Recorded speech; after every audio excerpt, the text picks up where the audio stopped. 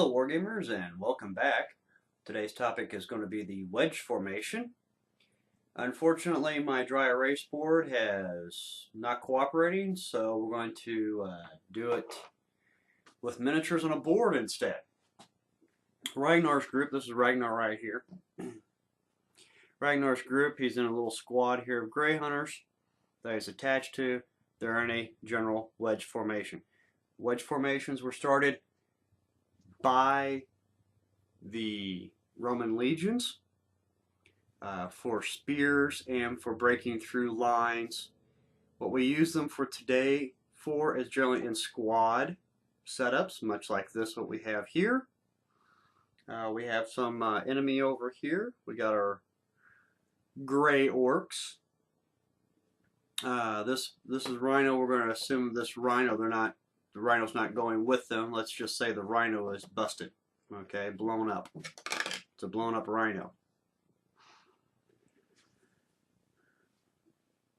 With the wedge formation, we can take an attack from either side of the unit. And we can also repel any sort of attack from either side of the unit.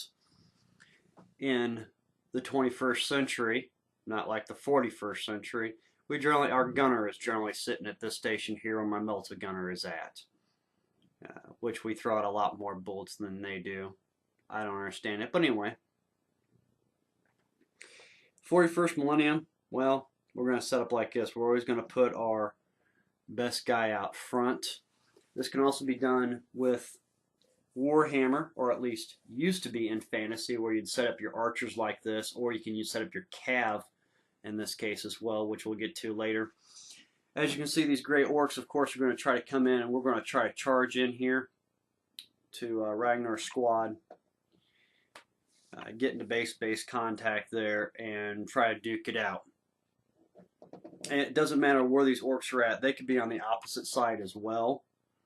And, of course, our leader is still going to be able to attack the unit regardless. If this unit was set up in more of a line formation, or let's say there are a whole bunch of, say they were ludas instead of knobs. Most people set up their ludas like this in a regular box formation or a line formation. Ragnar's unit can come right in here and we can charge right into this squad.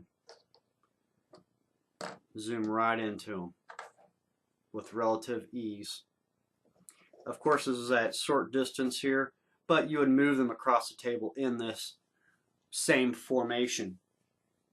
You might be wondering, I'm going to move back the orcs here, you might be wondering, can we do this with other, not just troops, since we're all squad based in 40K. Could do it in fantasy too, which is more army based. Can we do it with vehicles? Well, of course we can. We can do this with vehicles. Here we got our lead vehicle here. 2 extra vehicles on the side. Now in 40K we'll probably want to have them closer behind here. I prefer to have mine a little bit further out from the lead vehicle in case my lead vehicle blows up. In today's battlefield, we'll generally have a transport carrier or 2. They're generally more like scout vehicles really. And then a relatively heavily armored main tank, or it could be a squad of battle tanks. And then you might have a couple squad tanks sitting way out here on the far flanks. Way back here to where the enemy can't reach them as easily, but they can also take good aim and keep up with the rest of the squadron.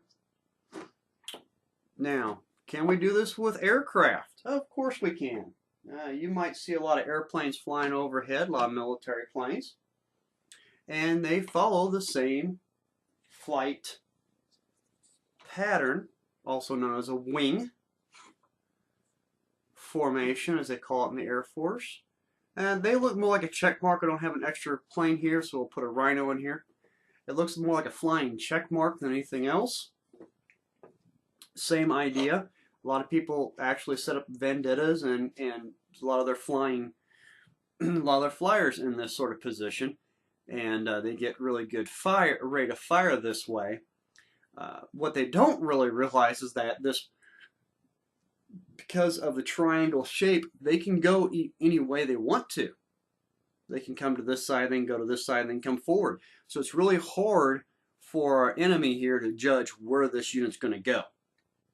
Okay, so that's very, very handy. Now, medieval times, they upgraded the wedge formation and used cavalry instead for this, which will lead into another episode called Hammer and Anvil I'd like to go over eventually. And once again, a cavalry unit is actually designed to come in here and break through the line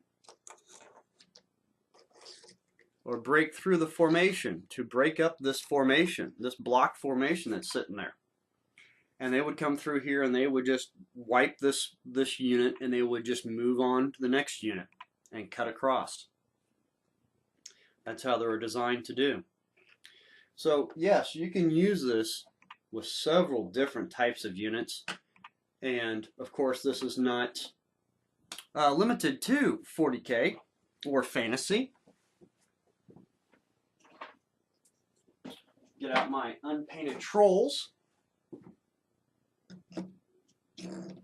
Here we go, our Axer, a couple Impalers, and good old Madrak back here to be protected against any sort of warjacks or anything like that that's going to come along. So yes, this formation is still good no matter how you do it. How I used to do it in 5th edition? I'll show you right quick.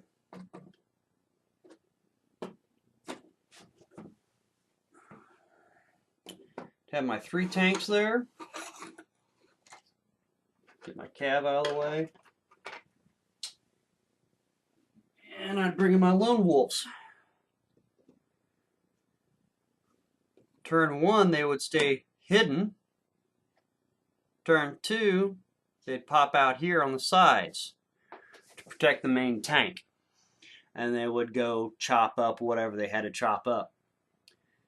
Other than that, looks like this one's a little long, so if you stay with me, great. As always, like, subscribe down at the bottom.